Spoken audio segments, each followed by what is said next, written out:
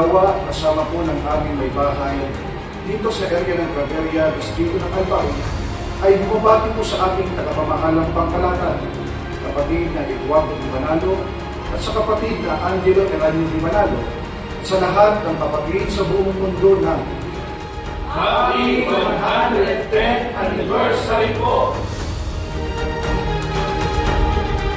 Kami pong mga ministro at manggagawa kasama ang aming pamilya ay bumabati po sa ating tagapamahalang Pangkalahatan, ang kapatid na Eduardo V. Manalo at sa kapatid na Angelo Eranio V. Manalo at sa lahat ng kapatid sa buong mundo na Happy 110th Anniversary!